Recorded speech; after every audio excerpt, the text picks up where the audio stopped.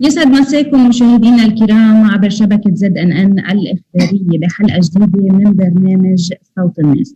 نحن بنعرف إنه بلبنان بلد متعدد الطوائف والمذاهب، وهيدا الشيء بينتج عنه حالة اجتماعية مربكة شوي لأبنائه، خاصة إنه نحن كلياتنا بطوائفنا وبمذاهبنا بنشتغل بنفس الأماكن وعايشين مع بعض بنفس المناطق. هيدا الشيء بيولد محبة بين الأشخاص، ولكن الدين له مفاهيمه التانية، وأيضا الأشخاص عم بيكونوا واقعين بين الدين وبين الزواج من بعض نتيجة اختلاف هيدا الدين. نحن رح نتناقش بهيدا الموضوع مع الضيوف بهيدا الحلقة، الشيخ ربيع بيسي، وأيضا معنا الأب عبدو أبو كسم رئيس المجلس الكاثوليكي للإعلام، ورح تكون معنا ضيفتنا صفاء كوسا لحتى تخبرنا الحالة يلي عاشتها بهيدا الموضوع. يعطيكم العافية. يعطيكم العافية، يسعد مساك. مساكم يا رب. الله يعافيك ست سهى. يسعد مساكم يا رب. بداية قبل ما نفوت نحن بهيدا النقاش رح ننتقل لنشاهد تقرير للزميل نادين حمود من تصوير ومونتاج صابرين محمودي.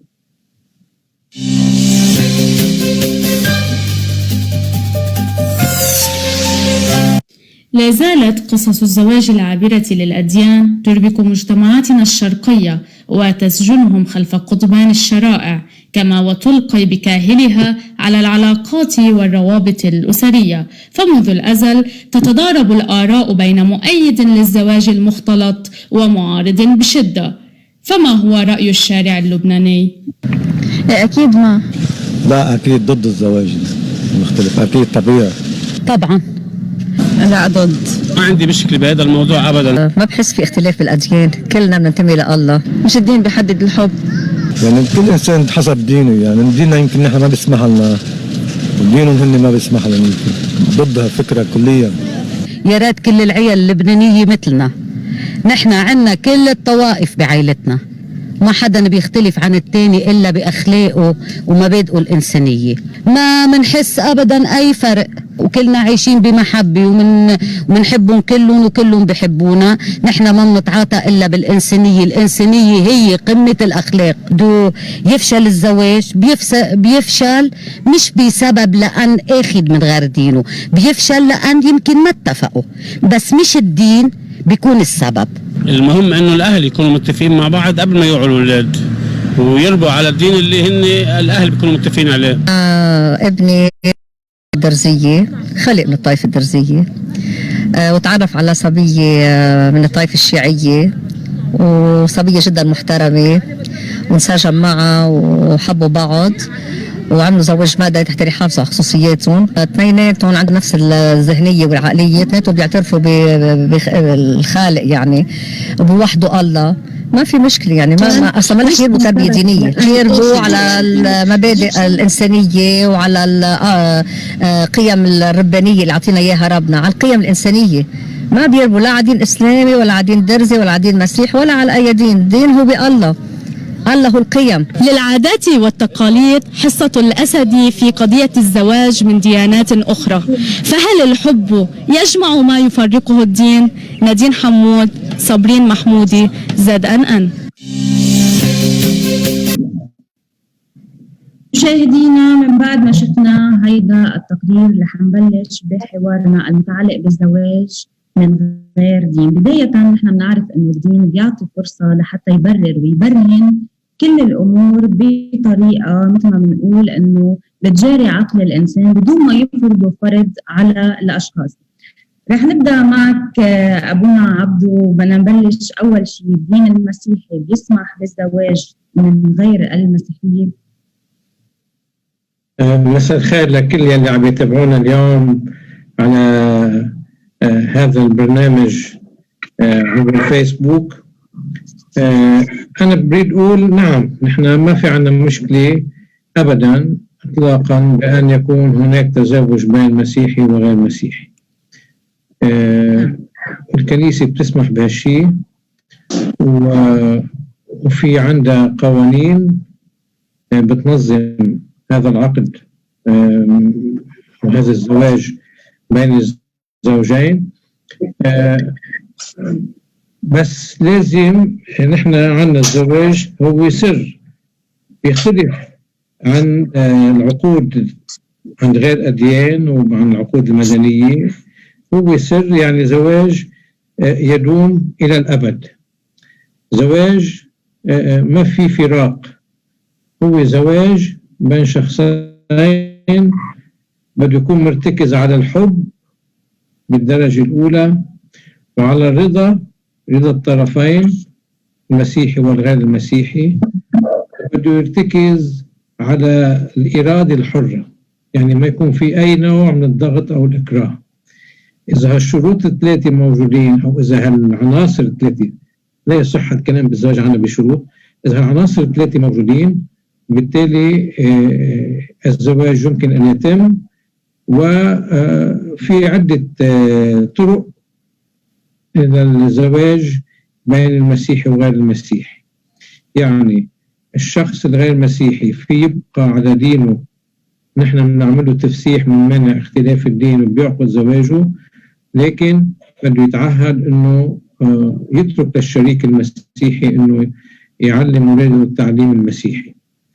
وفي اذا بده يبدل دينه هو حر بيبدل الدين، لكن مش دغري بنعمل العملية من بعد ما نحس انه هو مقتنع بهذا الشيء وليس مرغم، وليس انه حياء او مجاراة للشريك الاخر. نعطي وقت حتى يتعرف على الدين المسيحي، بعدين اذا كان بيريد انه يبدل دينه ببدل دينه.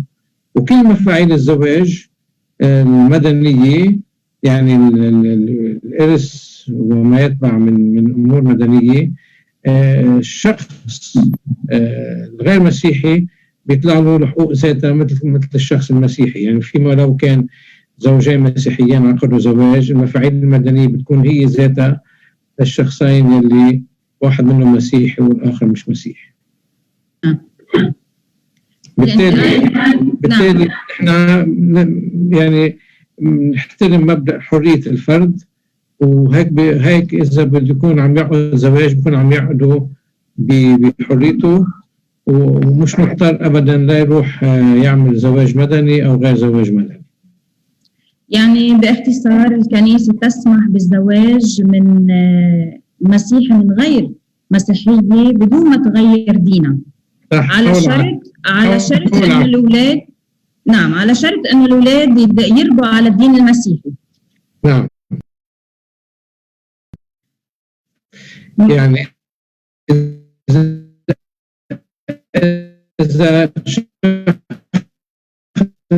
إذا بنت مسيحية بدها تاخذ نعمل ذات الترتيبات، ومثل ما قلت لك بس الشغله الوحيد اللي نحن نطلبها من الطرف اللي هو غير مسيحي، يمكن يكون ملحد، يمكن يكون وثني، يمكن يكون هندوروسي، يمكن مش بس بده يكون مسلم، يعني نطلب منه لهذا الشخص أن يلتزم ويتعهد أنه يترك للشريك المسيحي يعلم أولاده التعليم المسيحي ويعمده.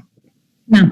بالانتقال اللي عندك مولانا ربيع بيسي، هل يجوز للمسلم أن يتزوج غير مسلم؟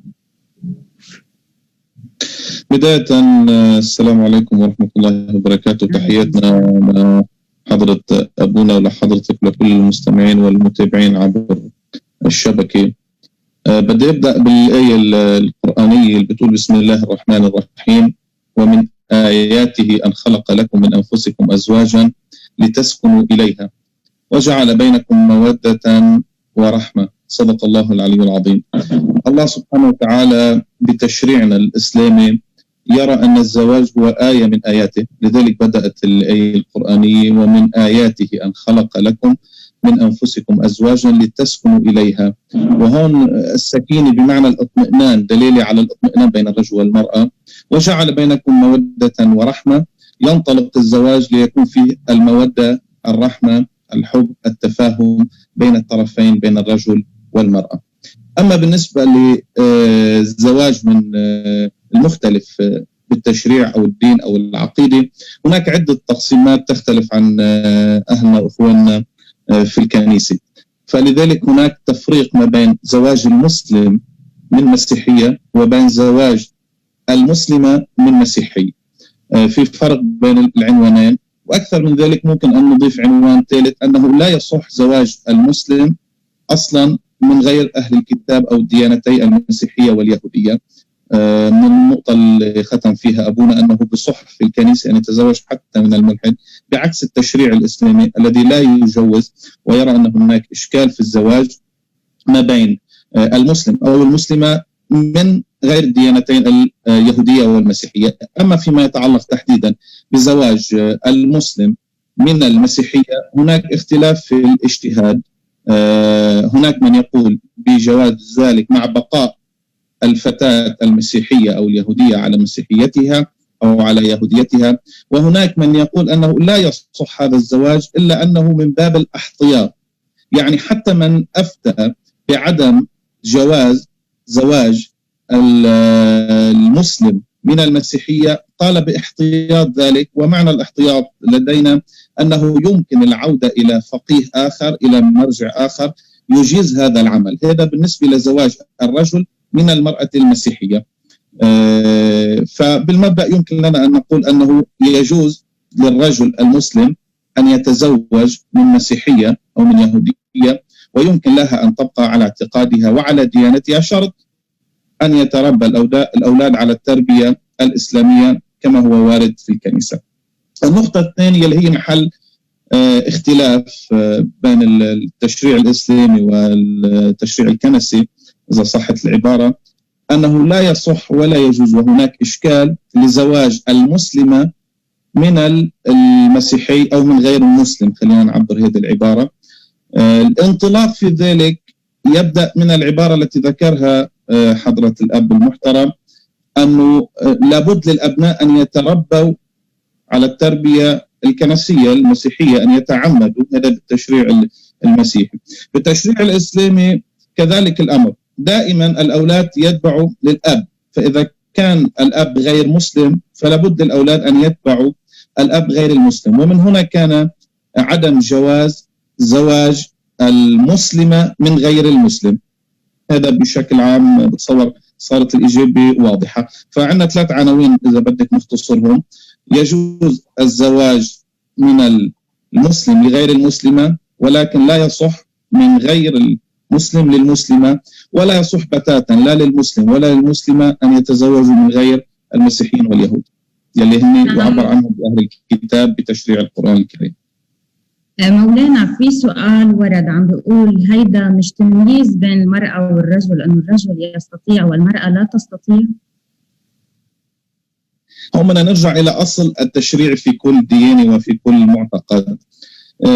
باعتقاد التشريع بالمعنى الظاهري وبالمعنى الباطني وبما ورد في القرآن الكريم وفي كل الديانات السماوية والرسالات السماوية، أن دائما الرجل هو القيم، ليس بمعنى الفرض كما يحاول بعض أن يفسر. الرجال قوامون على النساء بما فضل الله بعضهم على بعض. البعض يحاول أن يأخذها إلى مكان سلبي. هي المقصد منها ليس سيطرة الرجل على المرأة بشكل عام، إنما قوام الرجل ومسؤولية الرجل اتجاه هذه العائلة تفرض عليه أن يكون هو رأس الحرب في هذه الأسرة، في بناء هذه الأسرة. والأم هي شريكة أساسية. وأنا دائما أردد يعني أن المرأة ليست نصف المجتمع، المرأة هي كل المجتمع، لأنها الأم والأخت والزوجة والابنة. وهذا لا يعني انتقاص من المرأة، ولكن إذا كانت الإدارة مع شخصين أو القرار مع شخصين تختلف الأمور دائما. لابد أن يكون هناك رأس حربي، فالرجل هو رأس هذه الأسرة، هو رب هذه الأسرة إذا صحت العبارة، وعليه لا يمكن أن نقول أن هناك تفريق أو تمييز بين حرية المرأة وحرية الرجل لمن اعتقد بالتشريع الإسلامي.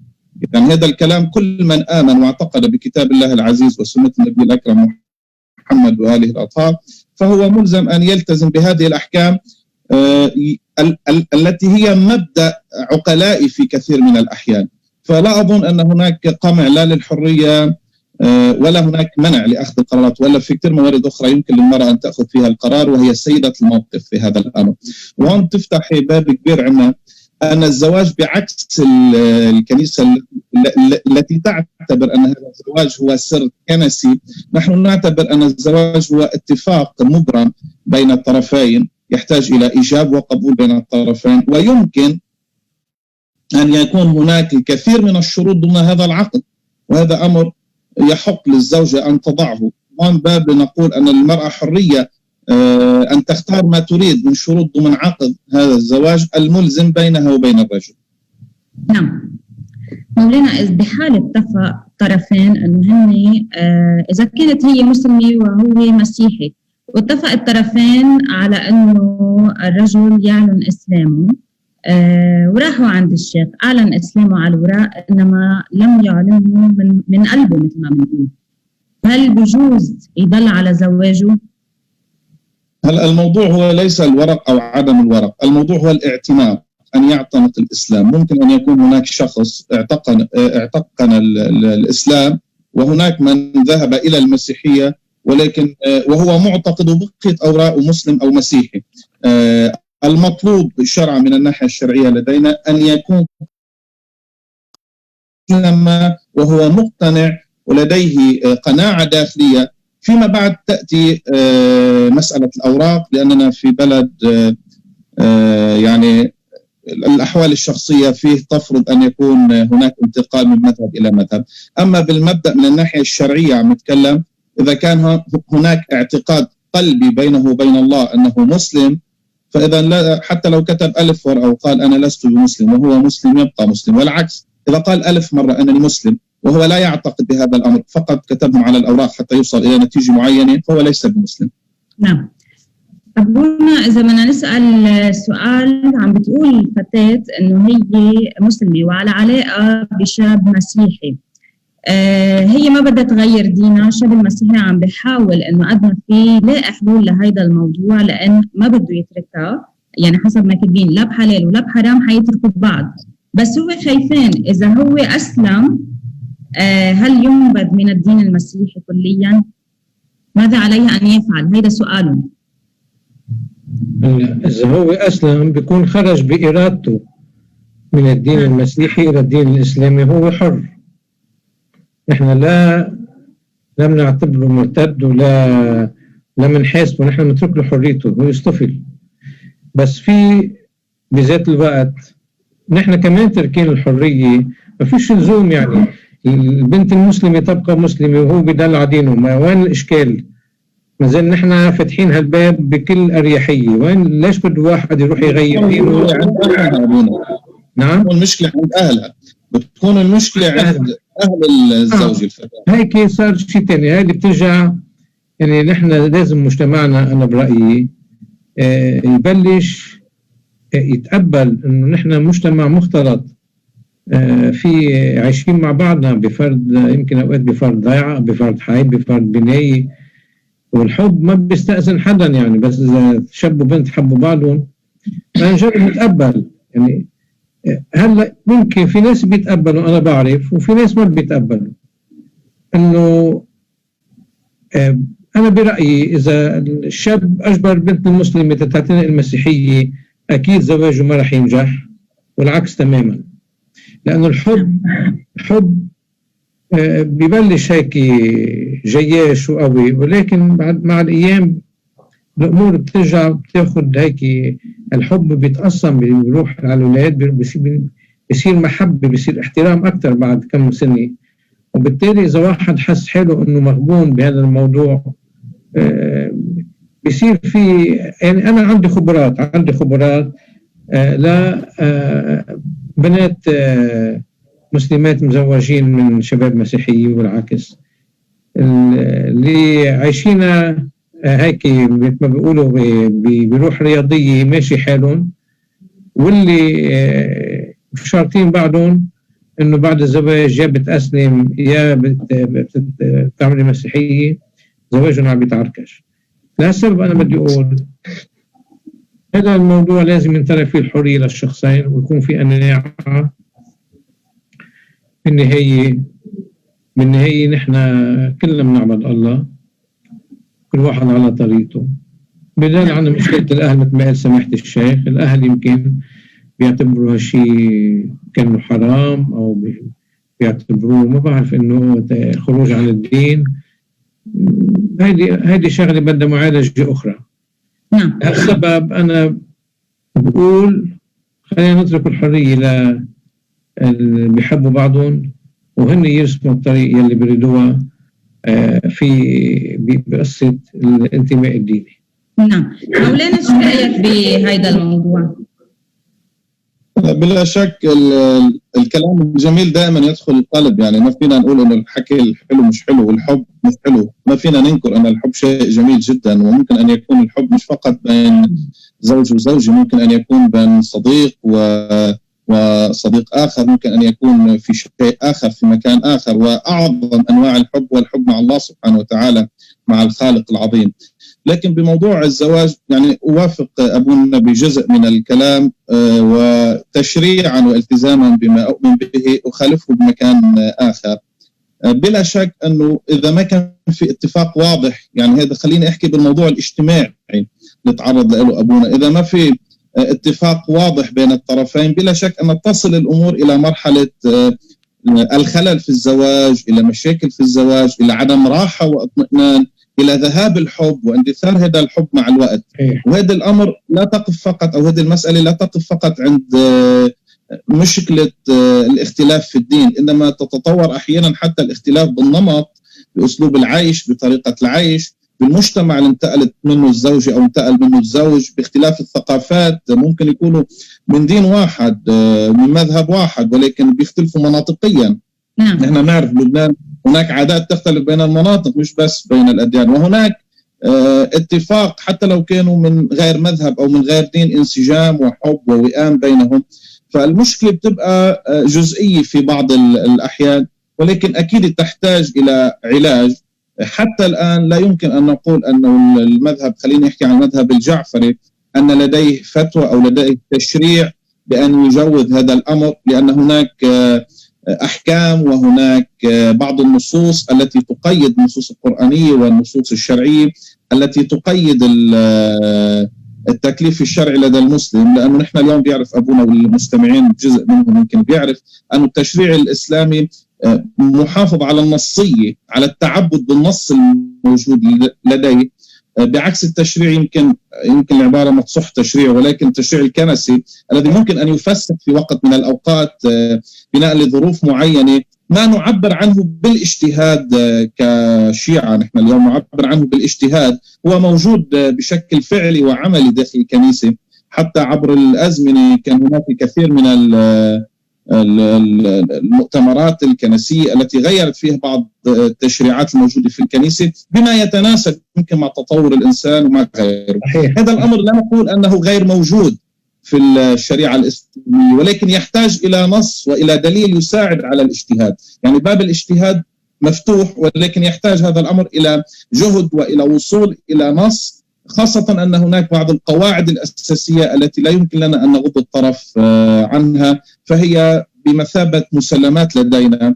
ولكن ممكن أن يكون هناك أحكام شرعية، وكان موجود أكثر من حكم شرعي موجود عبر التاريخ تم فيه الاجتهاد، ووصل الفقهاء ومراجع الإمامية إلى التغيير في الفتوى والتغيير بشكل 180 درجة في بعض الأحيان، ولكن شرط أن يكون الدليل بين أيديهم.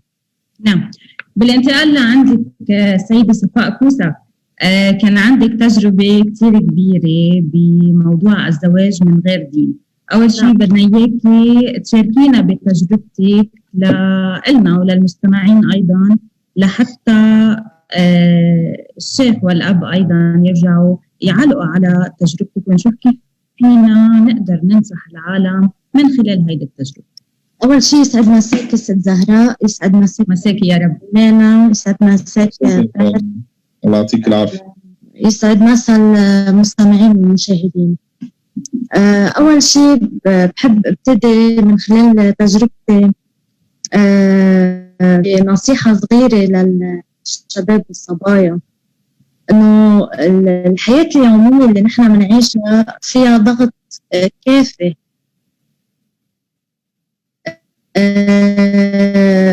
أو ما يكفي إنه زوجين تخلق عندهم مثلا عثرات أو مشاكل بين بعضهم.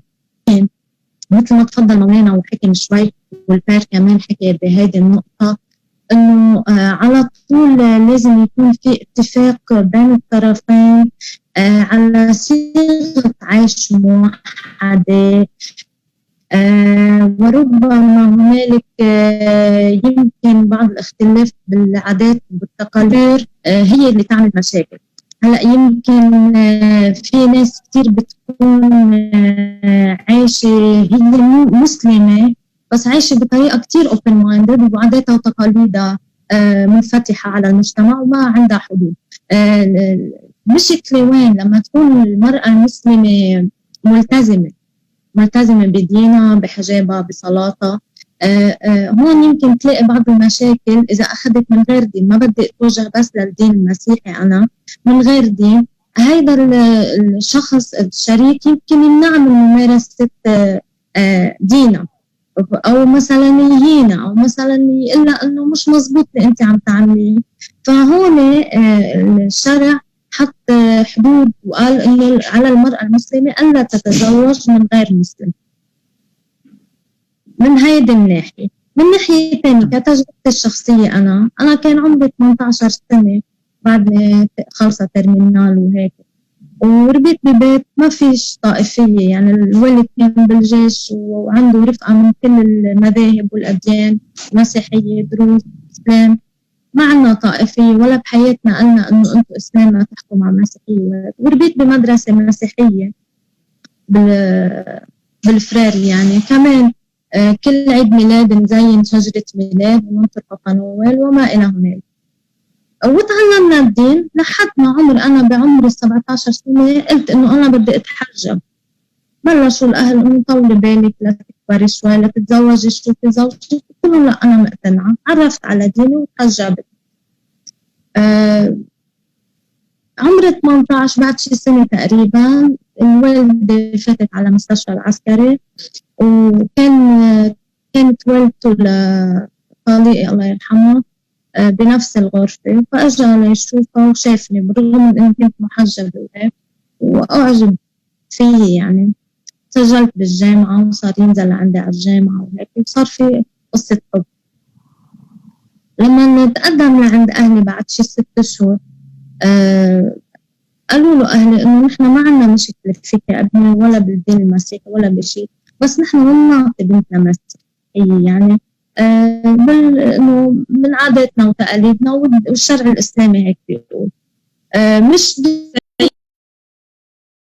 أو طليقك كان مسيحي، أنت مسلمة، أهلك أيضا كانوا من الإسلام. كنت عم تقولي لي إنه في بالإسلام عندكم شيعة وسنة بقلب العائلة. نعم. فبالأول شكل هو عائق هذا الموضوع، بعدين لا، قال إنه أنا بدي أسلم وأنا بدي أغير ديانتي وأنا مقتنع بالدين الإسلامي. فالوالد يعني قال له إنه أهلا وسهلا فيك، في حال هيك يعني نحن ما عنا مشكلة. وخطبنا 3 سنين وكتبنا كتابنا بالمحكمة ورجعنا تزوجنا وهيك. بعد فترة يعني كان هو عمره 24 أنا 18، بعد فترة شي 5 سنين كان عمره 23 التقى بناس من الطائفة الإنجيلية كان يدرس معهم مع أنه هو كاثوليك، وقالوا له إنه شو عملت لازم إنه تعيد النظر وإلى ما كذا. هون إجا بده يرجع يرتد للديانة المسيحية. بهذه الحالة أنا بطلق شرعا يعني، والشيخ بيعرف. هيدا الشيء سبب مشاكل بيني وبينه. قال لي إنه أنا بحبك بدي إياكي، بس ليش أنت بدك تتمسكي بالدين؟ ليش بدك تخربي بيت مثلا وكرمال الدين وهيك؟ هلا هون أنا كنت يعني واعية لدرجة قلت له نحن بدنا يكون عنا أولاد وأسرة، فأنا ما عندي مشكلة يا إسلام يا مسيحية، وإذا كان مسيحية فليكن، بس قصرت أنا أقتنع ورحت وشفت وهذا قابلت يعني بعض رجال الدين المسيحية، وقابلت ناس كانوا إسلام عملوا مسيحية. صراحة أنا في نقطة واحدة ما خلتني أقتنع، يعني مثل وقفت عنده فقال لي هو يعني بدنا نتفق على ما خلتك تقتنعي انك تغيري من الاسلام للمسيحيه او كيف؟ ايه ما خلتني، يعني خلص لا وصلت لمرحله انه انا ما راح اقدر اختار الخطوه. طيب بس خليكي لحظه معنا مولانا، بهيدي الحاله اذا كان هو مسلم بعدين رجع نقل للمسيحيه وخيرها بين انه عائلتها يعني ما تخرب بيتها وبين انها تكون مسيحيه، بهالحاله هي شو كان فيها تعمل؟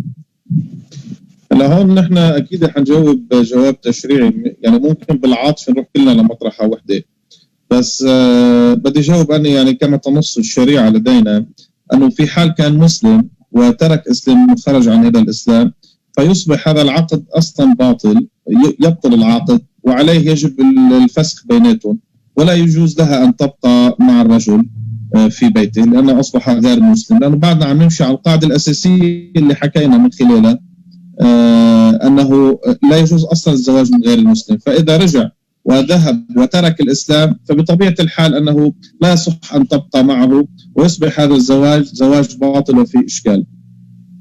لا أبا عبدو، أنتوا عندكم رأي ثاني بالموضوع؟ رأي ثاني؟ أي هلا هو طلق الإسلام حتى يتزوج، وعلى هالأساس ارتبطت فيه زوجته. نعم. أنا هون بقول إنه الزواج بيجي بمرتبة قبل يعني تقلباته. أنا هون بقول إنه يجب عليه يحافظ على الزواج لأنه هو بحريته ارتقى يعتنق الإسلام، وبالتالي استمرارية الزواج واستقرار الزواج يرتبط ارتباط مباشر ببقائه على الدين الإسلامي أو بارتداده للدين المسيحي. بالتالي هو عم يعرض للعائلة للخطر إذا كان في عائلة وعم يفشل المشروع هو ارتضى بالأساس أن يكون بالشكل اللي كان فيه. هلا إذا زوجته هي عم بتقول لحضرتها ست صفا انه راحت قابلت رجال دين ومسيحيه ووصلت لمرحله انه في شغله ما خلتها تقدم، انا بحترم لها رايها وبحترم لها حريتها لانه هي الاساس كانت واضحه قبل عقد هذا الزواج. بالتالي ما فينا نحن نجبر صفا تجي على الدين المسيحي من بعد ما كانت هي حاطه رضاها الاساسي على انه جوزها يعتنق الاسلام وهو قبل بهالشرط هذا. على كل حال انا بحترم التشريع الاسلامي بهذا الموضوع، وبتفهم انه ان يبطل الزواج بذات الفعل، يعني بالوقت اللي بيقدم فيه الزوج على الارتداد هذا الزواج يبطل حسب الشرع الاسلامي. مبني على الزواج الاسلامي مثل ما عبرت، لانه هو مبني اصلا على اسلام الرجل. اسلام. فاذا هذه من المشاكل اللي برجع اللي كنا قلت عنها قبل ما باول مداخله، انه اذا ما في قناعه راسخه وبين الزوجين انه هن يتفقوا على شكل الزواج، بعد الزواج إذا حاولوا يغيروا رأيهم هالزواج بيفرض هذا. لهالسبب أنا بقول لكل شخص مسلم أو مسيحي أو كل بنت مسيحية أو مسلم قبل ما تقدموا على هالخطوة حددوا خياراتكم بحرية. بالكنيسة يمكن في مجال أوسع، في مارج أوسع للحرية إنكم تتبعوها، وإلا ما تقدموا على الزواج منه مسحة، الزواج منه تجربة في أسرة يعني الزواج هو ارتباط مش بقول مثلا ابدي، هو مشروع اتحاد بالحب مع الله لانشاء عائله، لانه الانجاب هو ترجمه للحب بين الرجل والمراه يلي عم يحبوا بعضهم بهدف انجاب، وهون الله بيتدخل حتى يعطي نعمه الانجاب لهالشخصين. بالتالي الزواج منه تجربه، الزواج مش عم بقول منه هيك ضربه حظ، الزواج هو مشروع في عنا عده خيارات، نختار الخيار يلي بنقدر نلتزم فيه للاخر حتى يضل زواج نقائي. انا هذا رايي الشخصي. نعم. بالعودة لعندك ست صفا، شو رجع صار من بعد هيدي المشاكل؟ شو توصلتوا لحل؟ بعد هيدي المشاكل نصحوا المشايخ عنا بالمحكمة إنه إذا أنت يا ابني بدك تستمر بهذا الزواج وعندكم طفلة، ما تفتحوا موضوع الدين، أنت عليك بنطق الشهادتين وعيشوا بسلام، يعني ما تفتحوا موضوع الدين، لا تقول لها أنت اعملي مسيحية ولا هي تقول لك مدني مصلي وصلي، خلص في كتير إسلام ما بتصلي. بالفعل عشنا هيك، رجعنا 4 سنين ومن بعد عدنا انفصلنا. انفصلتوا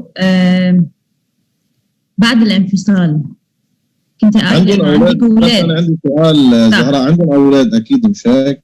مزبوط. عم بقول لك كنت هي قايله انه عندها اولاد، شو رجع صار بموضوع الاولاد؟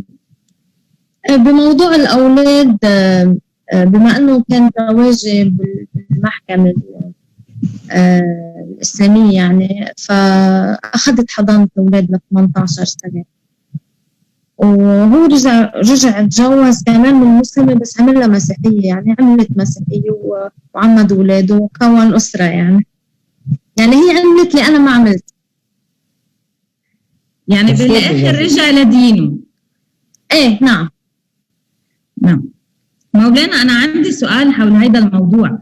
قالت إنه المحكمة أعطتها حضانة أولادها لعمر 18 سنة لأن زوجها مسيحي، يعني فينا نعتبر إنه هيدا الرفض كلياته بس كرمال الأولاد، يعني رفض إنه تتزوج المسلمة من مسيحي هي بس كرمال الأولاد، لأن عنا نحن المسلمة مثل ما عم نسمع هلا عم بتضلوا مخانقة وأيام بينحرموا أولادهم، البنات طبعا النسوان يعني عم بينحرموا أولادهم من شوفة أولادهم رغم إنه هن مسلمين، وعم تنعطى الحضانة للبي دايما بأغلب الأحيان يعني حسب التشريع الإسلامية.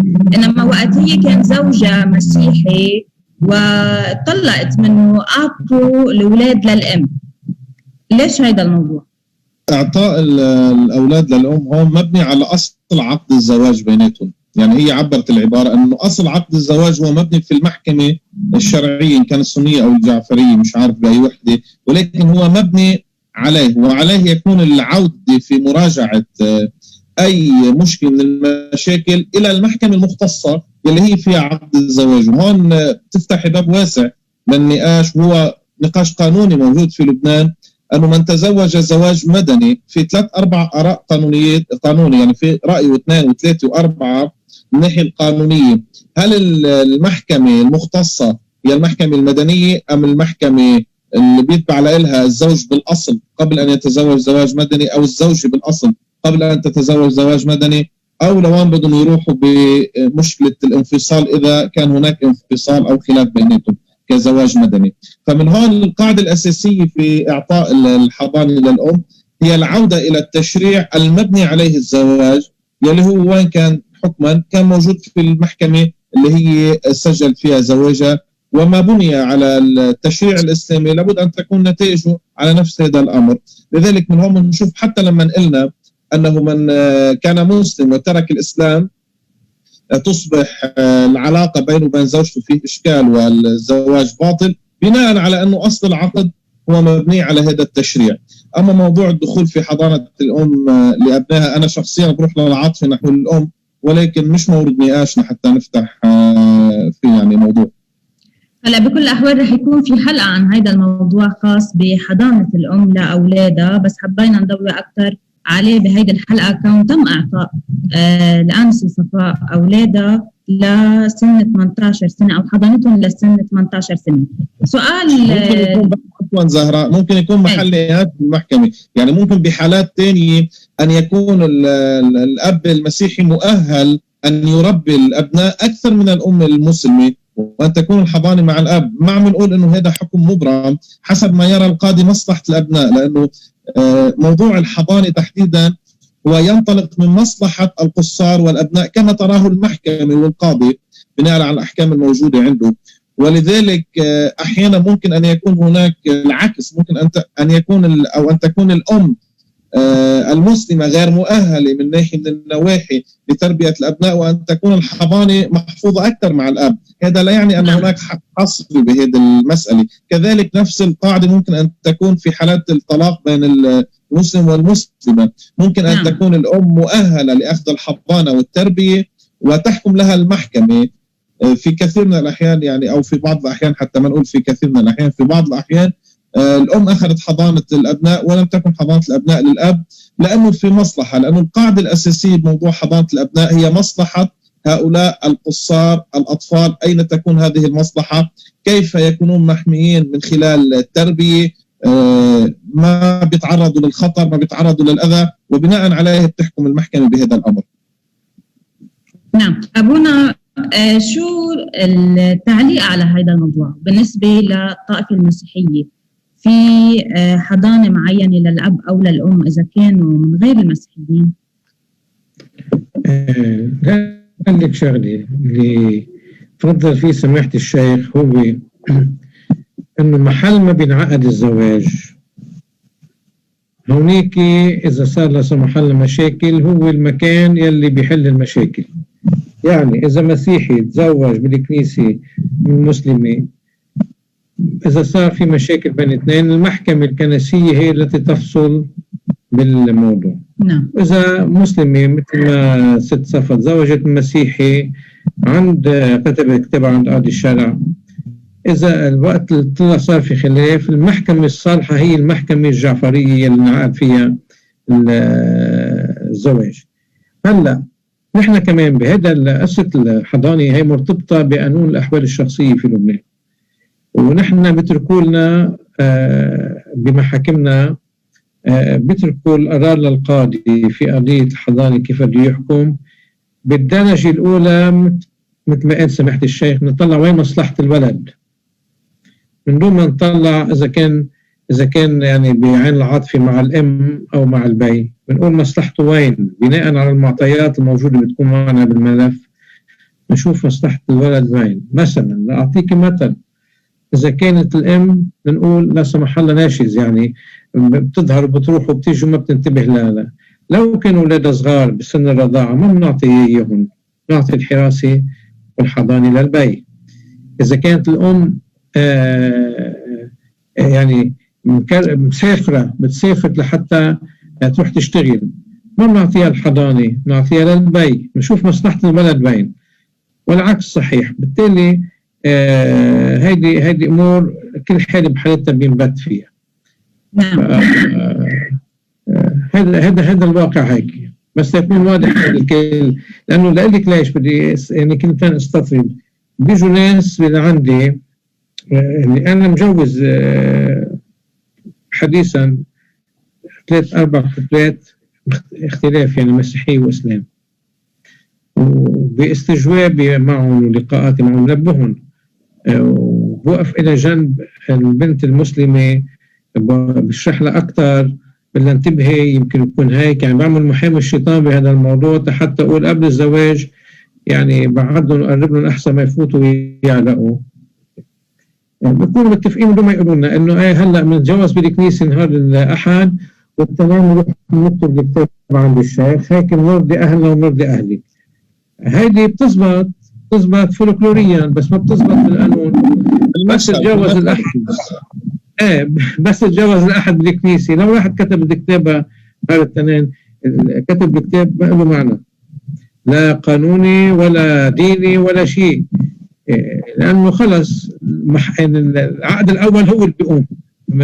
بس للأسف عم بيصير هيك، لأنه بدهم يتزوجوا بأي شكل من الأشكال وبدهم يرضوا الحب تبعهم وبدهم يرضوا أهلهم. هي في مشكلة الأهل اللي تفضل فيها الشيخ أول شيء، هي الأساس. والأهل مش رفض لأنه بيكونوا متدينين ومتمسكين بالدين، ما بدهم يخالفوا الدين تبعهم، بيخافوا أو بيحملوا ضميرهم. كلها أنا رأيي بأمور بتروح بس تروح هيك بالشكل. يعني اليوم مثل جوزة لست صفا طليقة، إنه إجا لأنه ما قبلوا يعطونا أنه مسيحي، قال لهم أنا بأسلم. إسلامه منه نابع عن إيمانه وعن قناعة، بس لأنه بده يأسلم تيتزوج من صفا. شو صار بالموضوع؟ بعد كم سنة رجع، لأنه مش مقتنع إنه يغير دينه، رجع يقول أنا بدي أرجع لدين المسيحي. فشيء كمان معكوس بيكون، يعني كمان في من الإسلام بيترك إسلامه وبيرجع على الدين المسيحي وبعدين بيرجع بقول يا خي أنا لا بدي أرجع على ديني. أنا بقول لازم نترك الحرية التامة لهالشباب ولهالصبايا، إذا كان حبوا بعضهم وكانوا عندهم اختلاف بالدين، اعملوا اللي أنتوا بتحسوا لازم تعملوه. ما مش مسيرة بهالموضوع، بس يصيروا بعضهم بيصير الزواج بحلقة الخطر. لو في نقطة أبونا كان عم يحكي فيها، في نقطة مهمة كان عم يحكي فيها أبونا. اليوم البعض، وأنا لابد أن نضوي عليها، البعض ما بيكون البعد للرفض هو بعد ديني أو عقائدي أو إيماني بما يؤمن به. البعض لا، بتكون سمعة. بعض بيقول لك أنا سمعتي ما بتسمح، أو عائلتنا كيف هيك، أو العالم شو بدها تحكي، أو محيطنا شو بدها تقول. لذلك أنا شخصيا يعني إذا بدكم بالعشرات حتى ما بالغ من الحالات اللي بتتواصل معي بفترات متعددة حول مختلفي المذاهب أكيد والديانتين المسيحية والإسلامية تحديدا، لا يدخلوا بعالم الزواج. في كثير من الأحيان الأهل ما بيكونوا أصلا يعني ملتزمين بالتشريع الإسلامي أو ملتزمين بالعادات والتقاليد الإسلامية أو حتى بالتطبيق للتشريع الإسلامي، ولكن هذا الموضوع بيكون عندهم هو موضوع منتهي النقاش، يعني حيث أنه بيعتبروا أنه خلص ما بنناقش بهذا الموضوع كليا حتى مع عدم التزامهم الديني. النقطة اللي حبيت أضيفها على كلام أبونا اللي ذكر. نعم مولانا، من فترة تم زواج شاب وفتاة. الفتاة هي مسلمة والشاب مسيحي، أعلن إسلامه وتم كتب الكتاب. من بعد ما تم كتب الكتاب عند الشيخ راحوا على كنيسة مثل كأنه شكل قدام أهله. بس دخلت البنت المحجبة على الكنيسة، فينا نقول أنه ضجت مواقع التواصل الاجتماعي باعتبارها كافرة. أول شيء هون بدنا نحكي من شقين. الشق الأول إذا هن اثنيناتهم أعلنوا، أو هو يعني هي مسلمة وهو أعلن إسلامه، دخلتها على الكنيسة تعتبر حرام. هون أول شيء أنا بأسف إنه نوصل لهذا الكلام. بلا شك أنه المسيحي ليس بكافر أصلا حتى نعبر هذه العبارة. باعتقادنا كمسلمين أن المسيحي ليس كافرا، هو يؤمن، ونحن أصحاب ديانات إبراهيمية سماوية توحيدية، فيمكن يكون في وجهة خاطئة عند الناس. فبلا شك أن دخول الكنيسة ليس بمحرم. أنا شخصيا ابن مدرسة الراهبات العنطونيات، وأبناء اليوم بمدرسة الآباء المرسلين، فلو كان محرم لكن أولادي، ولكن أنا تعلمت عند الآباء الكرام، ونحن بنعرف بكل مدرسة موجودة الكنيسة. فهذا أكيد بلا شك أنه هذا نقاش خارج تخصصا وتخصيصا، لأن دخول الكنيسة بحد ذاتها ليس بأمر محرم ولا إشكال فيه، ما دام الإنسان مسلم ومعتقد بإيمانه ودخل لمشاركة إخوانه بما يؤمنون به إيمانه، وما في مشكلة. أكيد نحن كلنا ندخل إلى الكنيسة ونحضر مناسبات إن كان فرح أو حزن أو غير ذلك، فهذا الجواب أكيد لا، نفس الدخول إلى الكنيسة ليس بمحرم.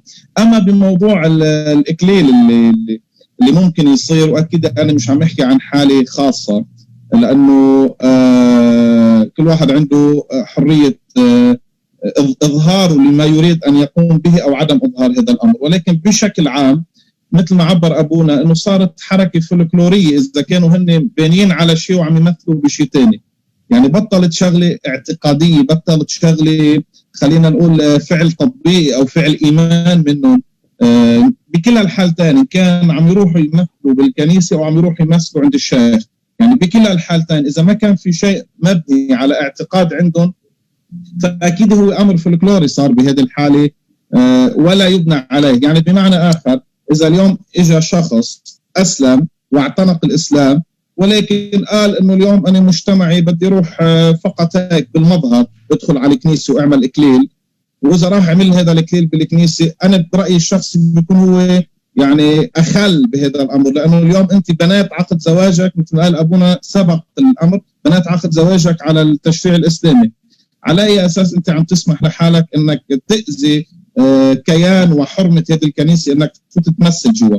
والعكس صحيح، إذا اليوم حدا اعتبر أنه أنا والله صرت أو وحدة قالت أنا صرت مسيحية وهي ما زالت مسلمة وشويتين إجت عند الشيخ لحتى تقول له اكتب لي كتابة، كمان أنت على أي أساس عم تيجي تاخذ شيء حياة هذا الدين أو هذا التشريع؟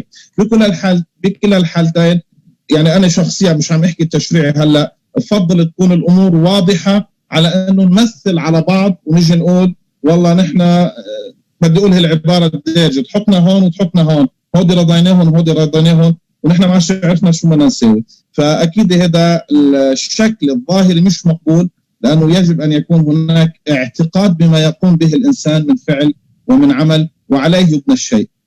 نعم. هلا مولانا أنت قلت الشكل الظاهري مش مقبول ولكنه مش محرم. الشكل الظاهري مش مقبول، عم نحكي أخلاقيا، في احترام لحرمة الكنيسة، في احترام للأبونا اللي جاي عم يكلل، في احترام للشيخ اللي عم يكتب الكتاب، في احترام لأصل التشريع اليوم، وفي احترام له للشخص كإنسان. يعني اليوم كإنسان بيكون عم يغش إذا إجا كتب كتابه عندي أنا كشيخ وراح عمل مشهد تاني مثلا بالكنيسة، أو راح تكلل بالكنيسة وإجا لعندي مثل بكتب الكتاب، فأكيد في غش وهذا غير مقبول أخلاقيا واجتماعيا. أما من ناحية التشريع خلينا نحكي هلأ يعني كفتوى شرعية لدينا أنه إذا كان فقط ظاهري هذا الزواج أو الإكليل ظاهري فقط من دون اعتقاد فما بيضر بأصل الزواج الإسلامي اللي تم وما بيضر بالاعتقاد أكيد.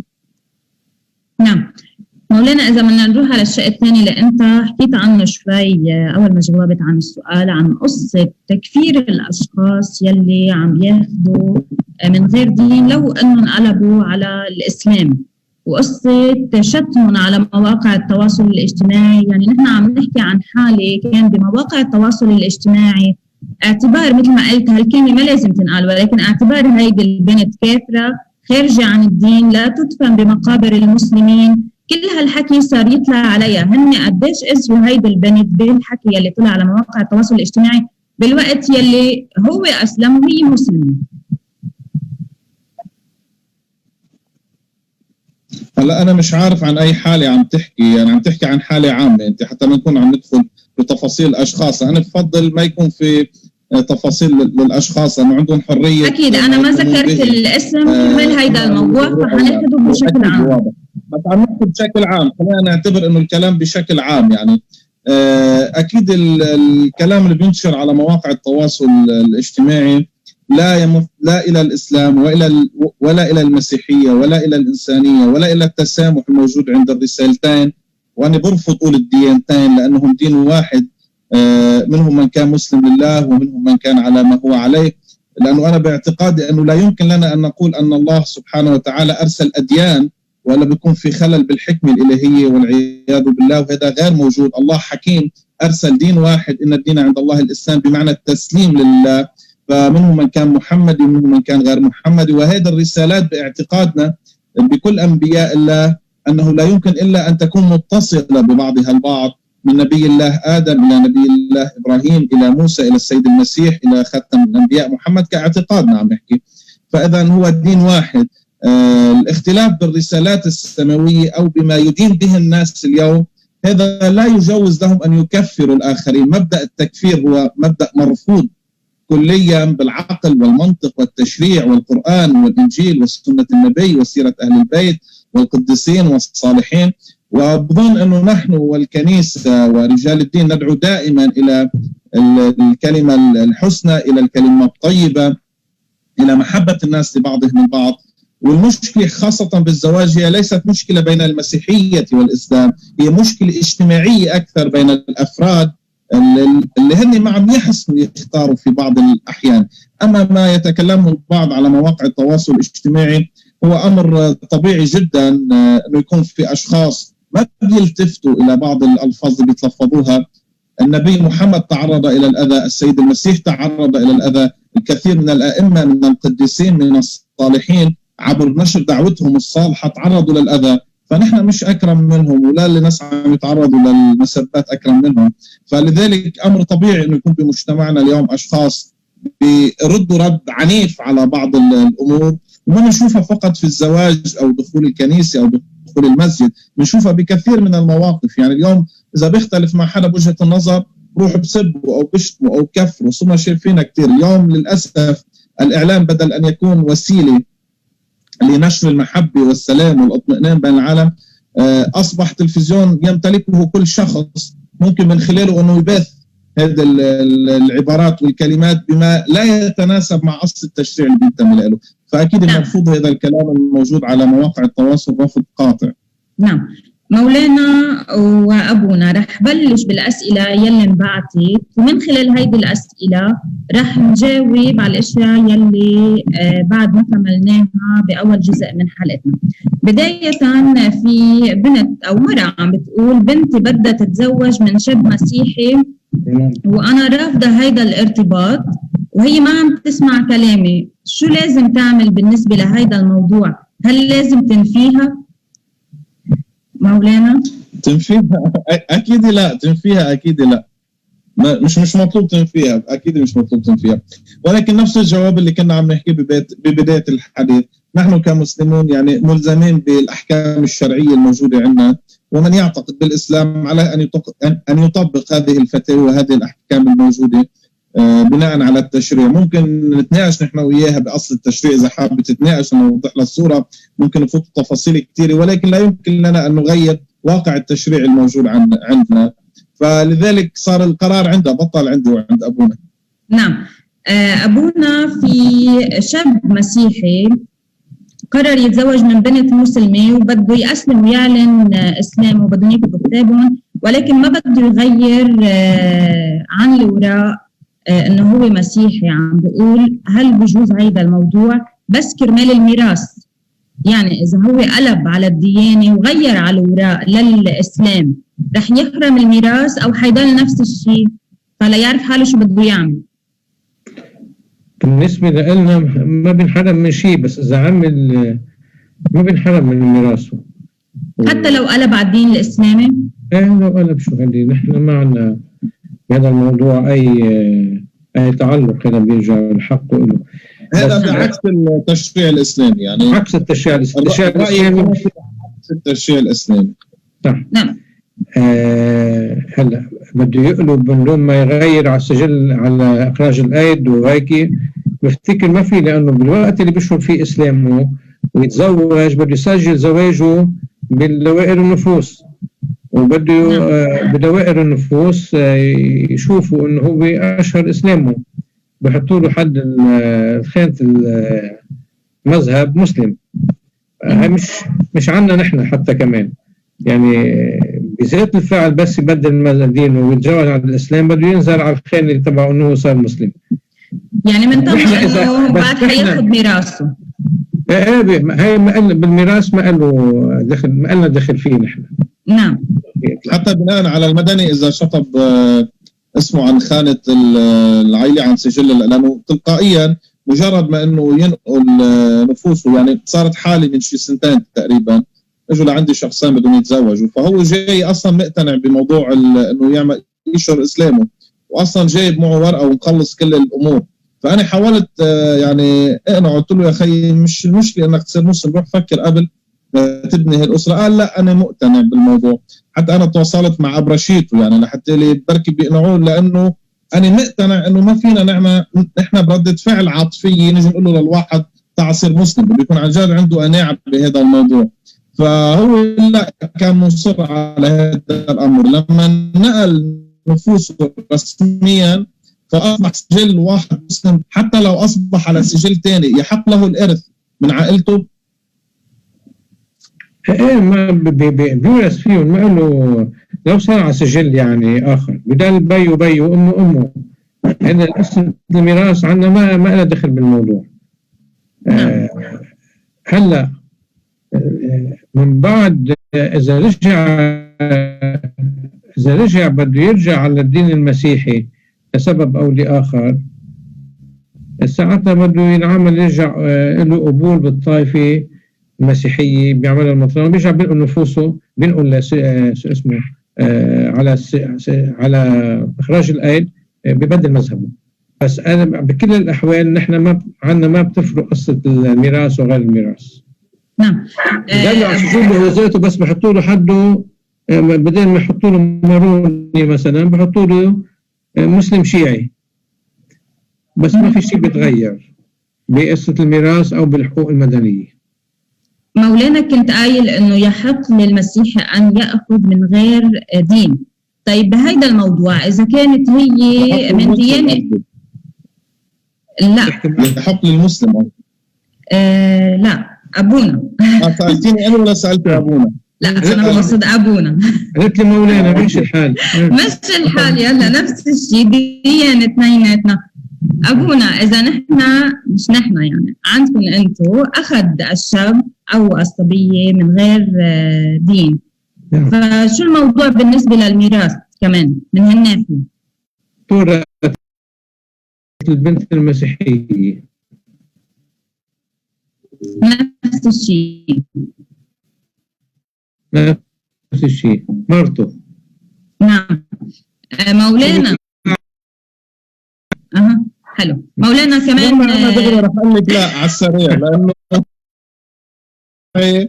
حصر الارث الشرعي في المحاكم الجعفريه ينطبق على من هم فيها تبقى على دينها اكيد اذا تزوجت مسلم مثل ما ذكرنا ببدايه الحلقه، ولكن لا يحق توريث المسلم لغير المسلم، وعليه حصر الارث ما بضمها، فتقسم الورثه على من هم مسلمون ضمن خانه العائله الموجوده. نعم مولانا، هذا سؤال من احد الاشخاص عم بيقول اذا شاب تزوج وحده مسيحيه لبنانيه بصير في رفض من العائله وبيعاملوها احيانا بطريقه مش حلوه، ولكن اذا كان مسافر برا واخذ احد الاشخاص من برا بتجي على لبنان وعلى عائلتهم وبحطوها مثل على راس الهرم، بتكون هي الكل بالكل.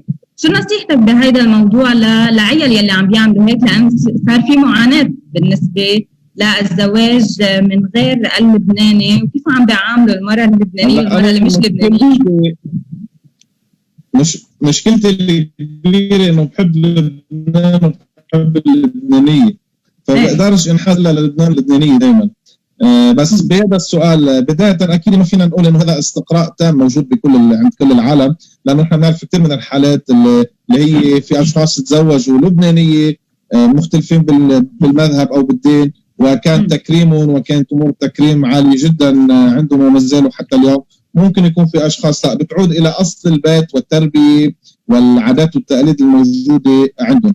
بس اللي انا بعرفه كاستقراء جزئي، حتى ما نقول استقراء تام، انه اكثر الاشخاص اللي بيتزوجوا من اجنبيات خارج لبنان هن فعليا لما يجوا للبنان، حتى وان كان الزواج مدني، لانه خارج لبنان ما اكثر الدول صارت تعتمد الزواج المدني، بس يرجعوا للبنان بتشهر اسلامها وبتتزوج وبتسجل زواجها على خانه الزوج المسلم. هلا اما مشاعر الاهل اتجاه هذه الزوجه اذا كانت لبنانيه ولا غير لبنانيه، انا ما بوافق طارح السؤال الراي انه هي حاله عامه، ممكن تكون حاله جزئيه وحاله شاذه جدا. يعني انا شخصيا احنا عم ننقل السؤال مثل ما اجى. واضح عمول انه انا مش ما بوافق الراي، مش يعني رايه غلط، ممكن يكون رايه صح وانا بوافقه انه يطرح سؤاله لانه عنده حريه طرح السؤال من هلا لاخر الدنيا فينا نتناقش. بس انا شخصيا مش مقتنع انه عندنا بلبنان الاهتمام بالاجنبيه، خلينا نعبر مثل ما انت عبرتي، اكثر من الاهتمام من اللبنانيه من غير مذهب او دين. هذا اللي انا شايفه اقل تقدير بين أشخاص ممكن يكونوا قراب مني أو بمجتمعي أو بمحيطي. نعم. مولانا كمان سؤال لك. أما النصيحة أكيد أنت قلتي آخر شيء شو بدي أنصحه، أكيد بنصحه إنه هو وياها يقدروا يحببوا أهلهم ببعض لحتى يقدروا يكملوا حياتهم بسعادة. نعم. مولانا السؤال كمان موجه لك. بنت عم تقول إنه هي شيعية تريد الزواج من شخص سني، تقدر إنه هي تسجل بمحاكمهم لهم؟ نحن عندنا ضمن المذاهب الإسلامية الخمسة اللي هي هلا موجودة، أو خلينا نقول بين السنة والشيعة بلبنان، ما في مشكلة بالزواج إن كان الشيعي من السنة أو السني من الشيعية، ما في مشكلة كتشريع جعفري. ويمكن لهم أن يختاروا كلا المحكمتين، إما المحكمة السنية وإما المحكمة الجعفرية. بيبقى في نقطة أنه عندما يتم عقد الزواج أو عقد القران بده يحطوا أنه وقد اتفق الطرفان على أن يكون تسجيل هذا الزواج في المحكمة الجعفرية مثلا أو في المحكمة السنية، ولكن بأصل التشريع ما في مشكلة بالزواج بين بعضهم، ويمكن لها أكيد أنه تختار هي ويا المحكمة بدها تكون هي مختصة بمعالجة أي خلل إن شاء الله ما بيوصل لها، إما الجعفرية وإما السنية ما في مشكلة، لأنه أصل العقد بيننا وبين المذهب السني ما في اختلاف. نعم.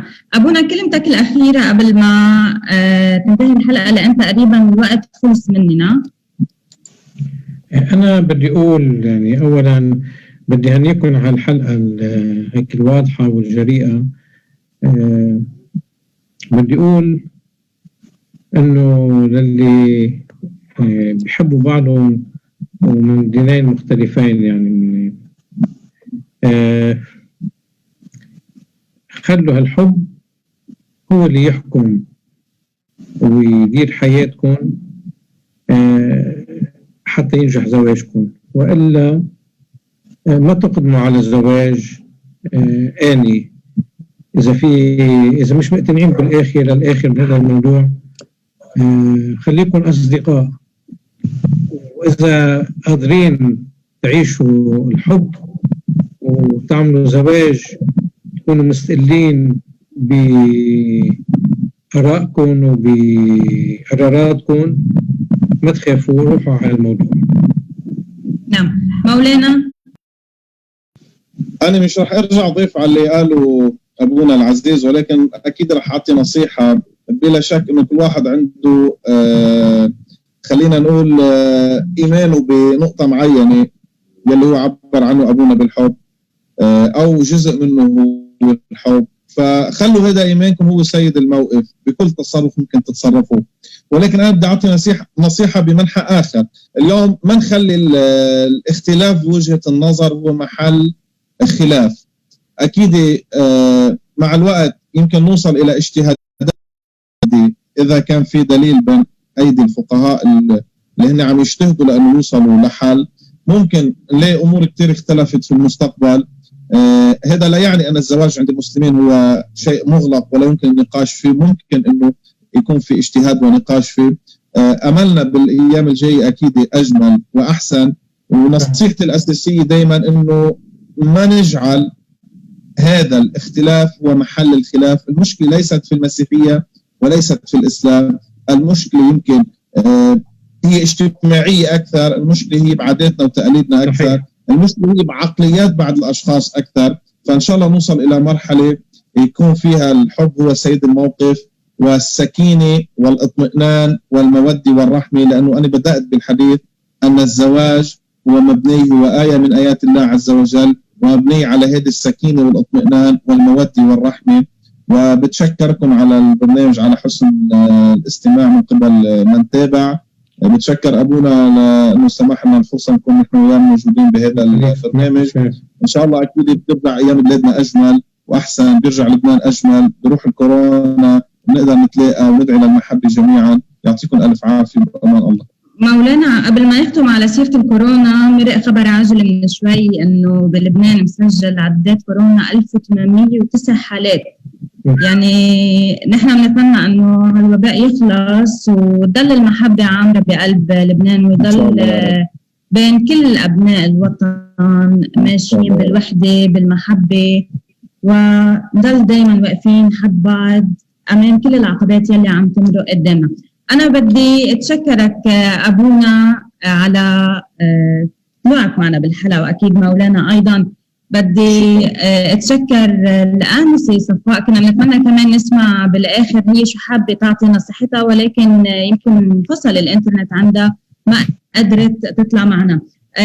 الشيخ ربيع بيسي الاب رئيس المجلس الكاثوليكي للاعلام، الاب عبدو ابو قسم، بدي اتشكر وجودكم معنا، وكمان بدي اشكر زميلي اللي شاركوا باخراج هيدي الحلقه، محمد زناتي ومحمد الزين. واكيد رح نلتقى بحلقات جديده ومواضيع جديده لنفتح باب النقاش ولنوصل ل قوة بالاقناع، لنفتح مواضيع بحاجه انه نضوي عليها بمجتمعنا اللبناني. كنت معكم بالتقديم زهراء شرف الدين، وايضا مثل ما قلنا رح نرجع نلاقيكم الجمعه الجاي نهار 3 ايضا بتمام الساعه 8 مساء عبر شبكة ZNN الإخبارية ببرنامج صوت الناس. إلى اللقاء.